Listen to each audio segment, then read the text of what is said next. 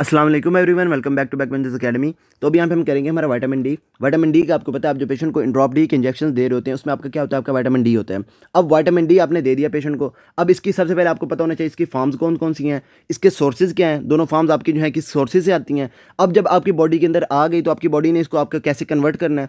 अब बॉडी में अगर आपकी ये एक्टिवेट हो गई तो इसके फंक्शंस क्या हैं, उसके बाद ये आपका रेगुलेट कैसे होता है, डेफिशिएंसी इसकी कैसे हो सकती है, और डेफिशिएंसी हो गई तो आपका जो पेशेंट आपके पास किस तरह से प्रेजेंट करेगा। उसके बाद इसकी एक्सेस आपकी कैसे हो सकती है, अगर एक्सेस हो गई तो आपका पेशेंट किस तरह से प्रेजेंट करेगा। ये सर हम यहाँ पे इस वीडियो में देखेंगे। तो विटामिन डी को करने से पहले थोड़ा सा ऐसे करते हैं, हमारे जो नोट्स हैं उसको ओपन करके वहाँ से करते हैं, उसके बाद फिर यहाँ पे आ जाएंगे। यहाँ पे हमारा विटामिन डी की अगर फॉर्म्स की बात की जाए तो इसकी 4 फॉर्म्स हैं, और 2 फॉर्म्स ऐसी हैं जो आपकी बॉडी के अंदर नहीं होती। आपकी बॉडी ने इसका क्या करना है, आपकी बाहर से इंटेक करवानी है। उसमें सबसे पहले आपकी कौन सी आ जाती है, आपकी विटामिन D2, जिसको आप क्या कहते हैं, अर्गोकैल्सिफेरॉल, और ये मेजरली कम्स फ्रॉम प्लांट। इसके अलावा आपकी जो है ये फंजाइज वगैरह से भी आपकी आती है। उसके बाद जो आपकी जो विटामिन D3 है, दूसरी फॉर्म जो इसकी, उसको आप क्या कहते हैं, कोलिकैल्सिफेरॉल, और ये मेजरली कम्स फ्रॉम मिल्क। इसके अलावा आपकी फिशेज से भी आती है, आपके प्लांट से भी आपकी विटामिन D3 आती है। लेकिन मैंने यहाँ पे आपको जो बताया है वो आपके जो है मेजर सोर्सेज आपको बताए हैं। इसके बाद जब आपकी ये बॉडी के अंदर D2 D3 आ गई, आपकी बॉडी क्या करती है, इसको कन्वर्ट कर देती है इनटू स्टोरेज फॉर्म। उसमें क्या होता है, आपका यहाँ पे लीवर के अंदर आपका एंजाइम पड़ा होता है, वो क्या करता है, इसको कन्वर्ट कर देता है। इसके अंदर क्या करता है, वहाँ पे आपकी हाइड्रोक्सिलेशन करवाता है। हाइड्रोक्सिलेशन करवाता है एट 25 पोजीशन पे। हाइड्रोक्सिलेशन की वजह से हम इसको क्या कहते हैं, आपके 25 हाइड्रोक्सी कोलिकैल्सिफेरॉल। अब इसमें क्या हो जाएगा, ये आपकी जो है स्टोरेज फॉर्म है। अब जब आपकी बॉडी के अंदर आपको विटामिन डी की जरूरत होगी, आपकी बॉडी क्या करेगी, इसको कन्वर्ट कर देगी इनटू एक्टिवेटेड फॉर्म, और वो आपकी क्या हो जाएगी, वहाँ पे भी आपका एक एंजाइम पड़ा होगा, वो क्या करेगा, इसके अंदर एक और हाइड्रोक्सिलेशन करवाएगा, और वो हाइड्रोक्सिलेशन करवाएगा एट 1 पोजीशन। और 1 पोजीशन पे हाइड्रोक्सिलेशन की वजह से हम उसको क्या कहेंगे, हमारा 1 हाइड्रोक्सिलेज। अब वो क्या करेगा, इसको कन्वर्ट कर देगा इंटू 125 डाई हाइड्रोक्सी कोलिकैल्सिफेरॉल। 25 पे पहले से थी, हमने क्या किया, एक और हाइड्रोक्सिलेशन करवा दी एट 1 पोजीशन। इसकी वजह से हम इसको क्या कहेंगे, हमारा डाई हाइड्रोक्सी कोलिकैल्सिफेरॉल, और ये आपकी क्या एक्टिवेटेड फॉर्म है। अब जब इसकी बात की जाए, हमारी ये तो होगी इसकी यहाँ पे फॉर्म्स की।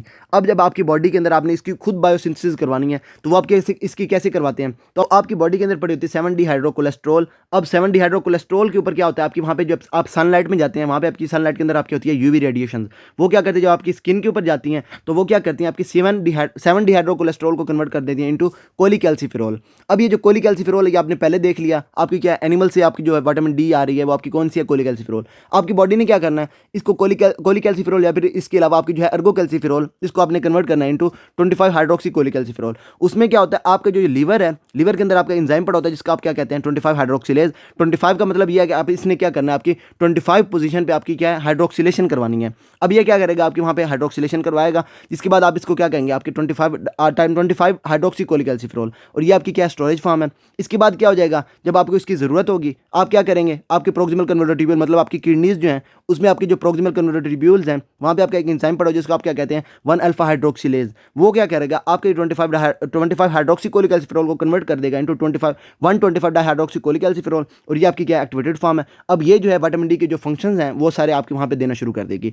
अब यहाँ पे क्या है, अगर आपका जो पेशेंट है आपका सनलाइट में नहीं जा रहा तो उसमें क्या हो जाएगी, यहाँ पे आपके जो है 7 डिहाइड्रोकोलेस्ट्रॉल जो है कोलिकैल्सिफेरॉल के अंदर कन्वर्ट नहीं होगी, तो क्या हो जाएगी, विटामिन डी की डेफिशिएंसी हो जाएगी। या फिर इसके अलावा अगर आपके जो पेशेंट उसके अंदर लीवर सही से काम नहीं कर रहा तो कोलिकैल्सिफेरॉल 25 हाइड्रोक्सी कोलिकैल्सिफेरॉल में नहीं कन्वर्ट होगी, क्या हो जाएगी, विटामिन डी की डेफिशिएंसी हो जाएगी। या फिर इसके अलावा अगर आपकी यहाँ पे 25 हाइड्रोक्सी कोलिकैल्सिफेरॉल आपकी बनी हुई है, अब क्या है, आपकी किडनीज जो है वो आपकी फेल हुई हुई हैं, उसमें क्या हो जाएगा, आपकी ये 25 हाइड्रोक्सी कोलिकैल्सिफेरॉल आपकी कन्वर्ट नहीं होगी इनटू 125 डाइहाइड्रोक्सी कोलिकैल्सिफेरॉल, और उसकी वजह से भी आपकी क्या हो जाएगी, वहाँ पे आपकी जो है डेफिशिएंसी हो जाएगी। तो ये हो गया यहाँ पे हमारे विटामिन डी जो है इसकी ये जो है ये बायोसिंथेसिस होगी। अब यहाँ पे हम देखते हैं इसकी विटामिन डी जो है इसकी फंक्शंस की।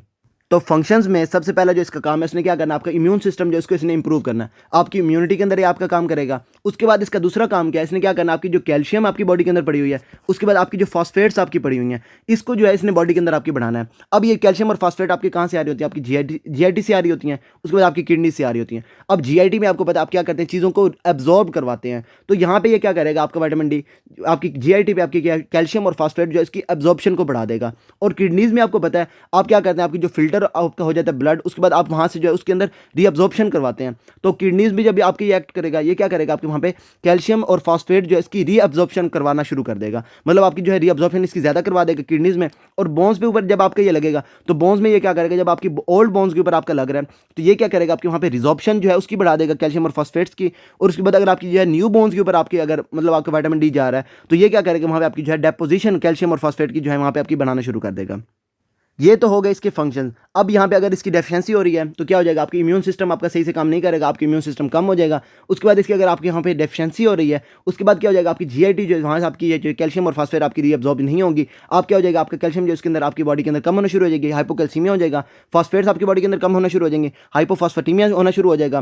تو یہ سارے آپ کو وہاں پہ نظر آئیں گے آپ کی جو ہے ڈیفیشنسی کے اندر. تو ڈیفیشنسی آپ کی ہوتی کیسی ہے؟ سب سے پہلے جو ہے آپ کا پیشنٹ اگر وہ آپ کی وائٹامن ڈی جو اس کی انٹیک ہی کم کر رہا ہے, انٹیک میں کیا ہو جائے گا, وائٹامن ڈی کم لے رہا ہے, باڈی کے اندر کم جا رہی ہے, ڈیفیشنسی ہو جائے گی. اس کے بعد اگر آپ کا جو پیشنٹ اس کے اندر وہاں پہ آپ کی جو ہے میل ابزارپشن ہوئی ہے, فیٹ میل ابزارپشن, اس کیس میں کیا ہو جائے گا, آپ کے وہاں پہ جو ہے فیٹس آپ کی باڈی کے اندر ابزارب نہیں ہوگی. ابھی یہ جو وائٹامن ڈی ہے یہ آپ کا کیا ہے, فیٹ سالبل وائٹامن ہے. اب اس میں کیا ہو جائے گا, آپ کا جو وائٹامن ڈی ہے یہ آپ کا ابزارب نہیں ہوگا, فیٹس نہیں ہوں گی, فیٹس ابزارب نہیں ہوں گی, وائٹامن ڈی ابزارب نہیں ہوگا, آپ کی باڈی کے اندر کیا ہو جائے گی, آپ کی وہاں پہ کمی ہو جائے گی. میل ابزارپشن میں آپ کی جو ہے, آپ نے سمپل سے یاد رکھ لینا, اگر آپ کے وہاں پہ جو میل ابزارپشن ہے, میل ابزارپشن میں کیا ہو جائے گا, آپ کا جو وائٹامن ڈی ہے یا پھر آپ کی جو جی آئی ٹی ہے وہ کیا کرے گی, آپ کے وہاں پہ ابزارب نہیں کروائے گی, چیزوں کو ابزارب نہیں کروائے گی, آپ کے وہاں پہ جو ہے آپ کو وائٹامن ڈی کی ڈیفیشنسی ہو جائے گی. اس کے بعد اگر آپ کے جو پیشنٹ ہے وہ سن لائٹ میں نہیں جا رہا, سن لائٹ میں آپ کو میں نے پہلے بتا دیا, آپ کی جو آپ کی 7 ہائیڈروکسی کولیسٹرول جو ہے وہ آپ کی کنورٹ نہیں ہوگی انٹو کولیکیلسیفرول کے اندر, آپ کی کنورٹ نہیں ہوگی, کولیکیلسیفرول کے اندر کنورٹ نہیں ہوگی, وائٹامن ڈی آگے آپ کے وہاں پہ نہیں بنے گی, تو وہاں پہ آپ کی کیا ہو جائے گی, وہاں پہ آپ کو وائٹامن ڈی کی ڈیفیشنسی ہو جائے گی. اس کے علاوہ اگر آپ کا جو پیشنٹ ہے لیور فیلئر کا ہے, اس میں آپ نے دیکھ لیا آپ کا وہاں پہ جو ہے یہ کولیکیلسیفرول کنورٹ نہیں ہوگی انٹو 25 ہائیڈروکسی کولیکیلسیفرول, وہاں پہ کیا ہو جائے گی, وائٹامن ڈی کی ڈیفیشنسی ہو جائے گی. یا پھر اس کے علاوہ اگر آپ کا جو پیشنٹ ہے وہ رینل فیلئر کا ہے, اس میں کیا ہو جائے گا, آپ کے وہاں پہ 125 ڈائی ہائیڈروکسی کولیکیلسیفرول نہیں بنے گی, وہاں پہ کیا ہو جائے گا, آپ کے وہاں پہ وائٹامن ڈی کی ڈیفیشنسی ہو جائے گی. تو یہ سارے ہو گئے اس کی ڈیفیشنسی. اب اس کے بعد اگر آپ کا جو پیشنٹ ہے آپ کے پاس ڈیفیشنسی کے ساتھ آ رہا ہے, تو آپ کو ڈیفیشنسی کے اندر آپ کو وہاں پہ کیا نظر آئے گا, سب سے پہلے آپ کا جو ہے امیون سسٹم کے اندر اس کا کام تھا, امیون سسٹم آپ کا کم ہو جائے گا, ویک امیون سسٹم ہو جائے گا. اس کے بعد یہ کیا کرے گا, آپ کو وہاں پہ جو ہے کیلشیم اور اس کے بعد فاسفیٹس جو ہے یہ آپ کے ابزارب نہیں کروائے گا, اس کی کیا ہو جائے گی, آپ کی وہاں پہ کمی ہو جائے گی, ہائپو کیلسیمیا ہائپو فاسفیٹیمیا آپ کو وہاں پہ نظر آ جائے گا. اس کے بعد اب اس کا کام کیا تھا, اس نے آپ کی بونز جو ہے اس کے اوپر اس نے آپ کی وہ جو ہے کیلشیم اس کو لگانا تھا, ڈیپوزیشن نہیں ہوگی. آپ کی جو چائلڈز ہیں اس کے اندر کیا ہو جائے گی, آپ کی وہاں پہ ریکٹس ہو جائے گی, اسکیلٹل ڈیفارمیٹیز آپ کو وہاں پہ نظر آنے شروع ہو جائیں گی, جس میں آپ کی جو لیگز ہیں وہ آپ کی بو ہونا شروع ہو جائیں گے بچے کی, جس کو آپ کیا کہیں گے, آپ کی بوئنگ لیگز, وہ بھی ہم یہاں پہ جو ہے پکچر کے اندر بھی دیکھیں گے. تو اس کے بعد جو ہے آپ کے جب اڈلٹس کی بات کی جائے تو اڈلٹس میں کیا ہو جائے گا, آپ کی جو بونز ہیں اس کے اوپر آپ کی کیلشیم کو نہیں لگائے گا, تو کیلشیم جب آپ کی بونز کے اوپر نہیں لگے گی تو آپ کی کیا ہو جائے گی, وہاں پہ آپ کی جو یہ بونز آپ کی سافٹ ہونا شروع ہو جائیں گی, اس کو آپ کیا کہتے ہیں, آپ یہ آسٹیوملیشیا. اب اگر اس کی ایکسیس ہو رہی ہے تو ایکسیس میں کیا ہو جائے گا, اگر آپ کے جو پیشنٹ انٹیک زیادہ کر رہا ہے, اب اس میں کیا ہوتا ہے, آپ کے جو پیشنٹ ہے اس کو جب آپ انڈروپ ڈی دیتے ہیں, اب اگر آپ نے پیشنٹ کو جو ہے آپ نے انڈروپ ڈی کا انجیکشن دیا بھی ہے تو آپ نے اس کو کہنا ہوتا ہے کہ آپ نے جو ہے اس کو 7 ڈیز کے بعد لینا ہے, مطلب اگر آپ نے ایک سنڈے کو لیا ہے تو اگلا انجیکشن آپ نے لینا ہے دوسرے سنڈے کو. اگر آپ کے جو پیشنٹ ہے اس کے اندر وہاں پہ اس کو یہ صحیح سے سمجھ نہیں آئی اس کی, وہ کیا کرے گا, ڈیلی بیسس پہ ایک جو ہے انڈروپ ڈی جو ہے اس کا انجیکشن لینا شروع کر دے گا, جس کی وجہ سے کیا ہو جائے گی, وہاں پہ آپ کی جو ہے انکریز انٹیک ہو جائے گی. اب اس میں کیا ہو جائے گا, آپ کا جو پیشنٹ ہے اس نے انڈروپ ڈی کی انجیکشن زیادہ لی ہے, زیادہ انٹیک ہوئی, اب کیا ہو جائے گا, وائٹامن ڈی جو ہے اس کی ایکسیس ہو جائے گی. یا پھر اس کے علاوہ اگر آپ کا جو پیشنٹ ہے وہ ٹی بی کا یا پھر سارکوڈوسس کا ہے, اس میں کیا ہوتا ہے, آپ کے وہاں پہ جو ایپیتھیلیوئڈ سیلز آپ کے بنتے ہیں, اور وہ کیا ہوتے ہیں آپ کے ایکٹیویٹڈ مائکروفیجز, یہ کیا کرتے ہیں آپ کے وہاں پہ جو ہے وائٹامن ڈی جو ہے اس کو بنانا شروع کر دیتے ہیں, وائٹامن ڈی آپ کی زیادہ ہونا شروع ہو جاتی ہے, ایکسیس ہو جاتی ہے. یا پھر اس کے علاوہ آپ کا جہاں آپ کا جو پیشنٹ ہے اس کے اندر وہاں پہ آپ کا جو ہے یہ ہاجکن لمفوما ہے, اس میں بھی آپ کی جو ہے وائٹامن ڈی جو ہے اس کی ایکسیس ہونا شروع ہو جائے گی. تو یہ ساری ہوگی ایکسیس. اب ایکسیس میں آپ کو کیا نظر آئے گا, وہی آپ کے جو ہے آپ کے یہ کیلشیم بڑھنا شروع ہو جائے گی, فاسفیٹ بڑھنا شروع ہو جائے گی. آپ کو یہاں پہ sign and symptoms because of increase calcium آپ کو نظر آنے شروع ہو جائیں گے, ہائپر کیلسیوریا آپ کو نظر آ جائے گا, سٹونز وغیرہ آپ کے بننا شروع ہو جائیں گے. یا پھر اس کے علاوہ آپ کا جو پیشنٹ ہے اس کے اندر وہاں پہ آپ کی جو ہے یہ فاسفیٹس بننا شروع ہو جائیں گی, جس کی وجہ سے آپ کو وہاں پہ جو ہے آپ کی سائن اینڈ سمٹم نظر آنے شروع ہو جائیں گے. تو یہ آ گئے یہاں پہ ہمارا وائٹامن ڈی. وائٹامن ڈی میں آپ نے اس کی پہلے فارمز دیکھی, D3 ہے, D2 ہے, اس کے بعد اس کی 25 ہائیڈروکسی کولیکیلسیفرول اور 125 ڈائی ہائیڈروکسی کولیکیلسیفرول. اب D3 جو ہے اس کو آپ کہتے ہیں کولیکیلسیفرول, اور یہ آتی ہے آپ کی from exposure of skin to sun light, یا پھر اس کے علاوہ انجیکشن آف فش, ملک یا پھر پلانٹ. اب یہ آپ نے exposure of skin to sun light میں آپ نے دیکھ لیا, اس میں کیا ہوتا ہے آپ کے وہاں پہ جو ہے 7 کولیسٹرول جو ہے ہائیڈروکسی کولیسٹرول وہ آپ کی کنورٹ ہو جاتی ہے انٹو کولیکیلسیفرول, وہاں پہ آپ کی جو ہے کولیکیلسیفرول بن جاتی ہے, وائٹامن D3 آپ کی آ جاتی ہے باڈی کے اندر. اس کے علاوہ آپ کی جو وائٹامن D2 جو ہے یہ آپ کی کہاں سے آتی ہے, آپ کی فرام ایکسپوجر, یا آپ کے جو پیشنٹ وہ آپ کا انجیکشن کرتا ہے آف پلانٹس, یا پھر اس کے علاوہ آپ کی فنجائے یا پھر یسٹ وغیرہ. اب یہ تو ہو گئی اس کے سورسز کی بات. اب یہ جو ہے جب آپ کی باڈی کے اندر یہ دونوں آ گئے, آپ کی باڈی نے کیا کرنا ہے, اس کو کنورٹ کر دینا ہے انٹو 25 ہائیڈروکسی کولیکیلسیفرول, اور یہ آپ کا کون کرتا ہے, لیور. اس میں آپ نے دیکھ لیا آپ کا وہاں پہ کون سا انزائم پڑا ہوتا ہے, آپ کا وہاں پہ 25 ہائیڈروکسیلیز آپ کا پڑا ہوتا ہے. اور یہ جو ہے آپ کی 25 हाइड्रोक्सीकोलिकैल्सिफेरॉल आपकी कौन सी स्टोरेज फॉर्म. इसके बाद जो है आपकी बॉडी की जब इसकी ज़रूरत होगी तो क्या करेगी, इसको एक्टिवेटेड फॉर्म के अंदर कन्वर्ट कर देगी, जिसको आप क्या कहते हैं 125 हाइड्रोक्सीकोलिकैल्सिफेरॉल, या फिर इसके अलावा कैल्सिट्रायोल भी इसको आप कहते हैं. और ये आपकी कौन करवाती है, आपकी वहाँ पे किडनीज करवाती हैं. यहाँ पे आपका कौन सा एंजाइम बड़ा होता है, आपका वहाँ पे 1 अल्फा हाइड्रोक्सिलेज बड़ा होता है, जो इसको क्या कन्वर्ट करता है 125 हाइड्रोक्सीकोलिकैल्सिफेरॉल को कन्वर्ट कर देता है इंटू 125 डाईहाइड्रोक्सीकोलिकैल्सिफेरॉल. अब इसके फंक्शंस की बात की जाए, इसने क्या करना, आपकी वहाँ पे जो है intestinal absorption of calcium and आपकी जो फॉस्फेट है उसकी बढ़ा देना है इसने. उसके अलावा आपकी बोन्स की मिनरलाइजेशन इसी ने करवानी शुरू कर देनी है एट लो लेवल. और उसके अलावा आपकी जो है अगर आपकी बॉडी के अंदर ज़्यादा हो रहा है इसमें क्या कर देगा, ये आपकी वहाँ पे जो है आपकी बोन डिजॉर्प्शन करवाना शुरू कर देगा एट हाई लेवल. ये आपने सारा वहाँ पे देख लिया हुआ है. इसके अलावा आपकी यहाँ पे जो किडनीज में ये क्या करेगा, आपकी वहाँ पे जो है रीअब्जॉर्प्शन कैल्शियम और फॉस्फेट की करवाना शुरू कर देगा. इसके अलावा इसकी रेगुलेशन की अगर बात की जाए तो यहाँ पे क्या हो जाएगा, आपके वहाँ पे जो है पैराथायरॉइड हार्मोन आपका ज़्यादा हुआ है, कैल्शियम आपकी कम है, फॉस्फेट आपकी कम है. अब आपकी बॉडी क्या करेगी, वहाँ पे आपकी जो है ये 125 डाईहाइड्रोक्सीकोलिकैल्सिफेरॉल को आपकी वहाँ पे बनाना शुरू कर देगी. और ये क्या करेगा, 125 डाईहाइड्रोक्सीकोलिकैल्सिफेरॉल खुद को ही इनहिबिट करेगा, इनहिबिट्स इट्स ओन प्रोडक्शन. और उसके बाद ये क्या करेगा, आपकी ये जो पैराथायरॉइड हार्मोन जो है जब आपका ये बॉडी के अंदर ज़्यादा होता है, ये क्या करता है, आपका वहाँ पे जो है कैल्शियम की रीअब्जॉर्प्शन ज़्यादा करवा देता है और फॉस्फेट जो है उसकी रीअब्जॉर्प्शन को कम करवाता है इन किडनीज़. मतलब क्या कि अगर आपकी बॉडी के अंदर कैल्शियम कम है, फॉस्फेट कम है, उसके बाद आपका जो है ये पैराथायरॉइड हार्मोन आपका ज़्यादा है, ये क्या करेगा, आपके वहाँ पे जो है विटामिन डी जो है उसको जो है आपके बॉडी के अंदर एक्टिवेट करना शुरू कर देगा. विटामिन डी आपका वहाँ पे एक्टिवेट होगा, विटामिन डी क्या करेगा, खुद को ही इनहिबिट करेगा. और उसके बाद ये जो है इसके काम जो है आपने जो देखे हैं, आपकी कैल्शियम को बढ़ाना शुरू कर देगा, फॉस्फेट को बनाना शुरू कर देगा, ये आपके वहाँ पे करना शुरू कर देगा. इसके बाद अगर इसकी डेफिशिएंसी हो रही है तो डेफिशिएंसी में आपने सबसे पहले देख लिया बिकॉज ऑफ मेल एब्जॉर्प्शन. उसके बाद एक्सपोजर आपका कम हो रहा है सन के साथ. उसके बाद आपकी पुअर डाइट है, क्रोनिक किडनी डिजीज़ है, आपका जो पेशेंट है उसके अंदर किडनी फेलियर है, आपकी किडनीज़ के अंदर कोई प्रॉब्लम है, या फिर उसके अलावा आपके जो है लीवर के अंदर कोई आपकी प्रॉब्लम है. अब वहाँ पे क्या हो जाएगा, आपको वहाँ पे कन्वर्जन नहीं होगी लीवर की, ये सॉरी आपकी जो आपकी जो ये आपकी कैल्शियम की फॉर्म्स हैं, विटामिन की जो फॉर्म्स हैं उसकी आपकी कन्वर्जन नहीं होगी, विटामिन डी की आपके वहाँ पे डेफिशिएंसी हो जाएगी. और उसके बाद आपको क्या नज़र आएगा, इसके अंदर रिकेट्स आपको चिल्ड्रंस के अंदर आपको वहाँ पे नज़र आएगी, जिसके अंदर इंपॉर्टेंट आपकी ये जीनू वेरम. अब इसमें क्या होता है, आपकी जो आपकी लेग्स होती हैं आपकी इस तरह से बो होना शुरू हो जाती हैं. यहाँ पे आपको पिक्चर के अंदर नज़र भी आ रहा है इसके अंदर. इसको आप क्या कहते हैं, एक हमारी होती है जीनू वेलस, उसके अलावा की थी हमारी यहाँ पे वेरम. अब यहाँ पे जो होती है आपकी वहाँ पे क्या होता है, जैसे आपका वहाँ पे उसके बोन्स के ऊपर आपका यहाँ पे जो है ये वेट बढ़ता है, जैसे आपका उसके ऊपर बोन्स के ऊपर आप वेट डालेंगे, बोन्स आपकी क्या करेंगे, आपकी इस तरह से ये बेंड होना शुरू हो जाएंगी और इसको आप क्या कहते हैं जीनू वेरम.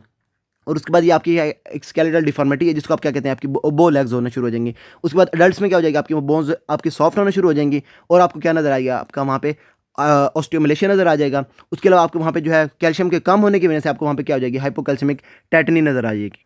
और ये कैल्शियम का आपको पहले पता चल गया कि आपकी क्या है, कैल्शियम को जो आपकी बढ़ाना है वो आपका विटामिन डी का काम है. विटामिन डी में क्या हो जाएगी, आपकी वहाँ पे कैल्शियम कम हो जाएगी, हाइपोकैल्सिमिक टेटनी आपको वहाँ पे नज़र आ जाएगी. उसके अलावा इसको आपके कैसे ट्रीट करेंगे, आप पेशेंट को विटामिन डी जो है उसको आप देना शुरू कर देंगे, ओरल विटामिन डी. और वो आप मोस्टली आप जो है ये ब्रेस्ट फीड जो आपके इन्फेंट्स होते हैं उसको, क्योंकि आपकी जो है यहाँ पे विटामिन डी जो बॉडी के अंदर आ ही नहीं रहा होता, उसको आप क्या कहते हैं वहाँ पे जो है ओरल विटामिन डी देना शुरू कर देते हैं. उसके अलावा अगर आपका जो पेशेंट है उसके अंदर डार्कर स्किन है या फिर प्री मेच्योरिटी है आपके पेशेंट के अंदर, वो भी आपकी वहाँ पे जो है ये डेफिशिएंसी करवाना शुरू कर देगी. अब इसमें क्या है, डार्कर स्किन में आपकी जो मतलब आपको पता है आपकी ये जो डार्क चीज़ें होती हैं ये आपकी सनलाइट को ज़्यादा एब्जॉर्ब करवाती हैं. अब ये जो है ऊपर वाली आपकी जो लेयर्स हैं वो आपकी ज़्यादा एब्जॉर्ब करवा रही हैं. अब उसमें क्या हो जाएगा, आपकी वहाँ पे जो है ये नीचे कम जाएगी, आपकी वहाँ पे ये जो है ना स्ट्रेटम बेजेल के पास आपकी वहाँ पे कम जाएगी सनलाइट. आपकी वहाँ पे ये जो अल्ट्रावायलेट रेडिएशंस हैं ये आपकी वहाँ पे कम जाएंगी. आपकी जो विटामिन डी जो है इसकी वहाँ पे सिंथेसिस नहीं होगी, बायोसिंथेसिस नहीं होगी, वहाँ पे क्या हो जाएगी, आपकी वहाँ पे डेफिशिएंसी हो जाएगी. आपने सारे यहाँ पे विटामिन डी की डेफिशिएंसी के अंदर देख लिया.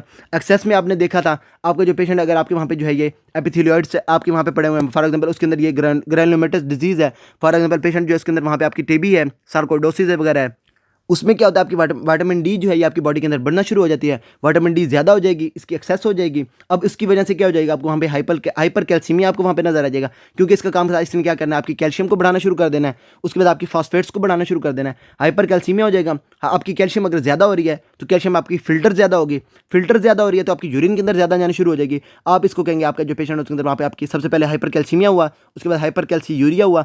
अब कैल्शियम अगर वहाँ पे आपकी ज़्यादा जा रही है तो there are more chances of ये आपकी जो kidney stones formation, calcium stone formation का आपके ज़्यादा चांसेस हो जाएंगे. उसमें आपका जो पेशेंट है उसके अंदर आपको वहाँ पे कैल्शियम स्टोन नज़र आ सकते हैं. उसके साथ आपका जो पेशेंट है उसके अंदर आपको वहाँ पे जो है लॉस ऑफ एपेटाइट और उसके बाद आपको ये स्टूपर वगैरह आपको वहाँ पे नज़र आ जाएगा. तो ये सारा था विटामिन डी के अंदर. अगर आपको इसके अंदर कोई भी प्रॉब्लम हो then you can ask me. Until then अल्लाह हाफिज़. Give a damn about a hater when I feel like it. Not today, not today, not today, not tomorrow. Get out my way, please, I'm tryna get paid.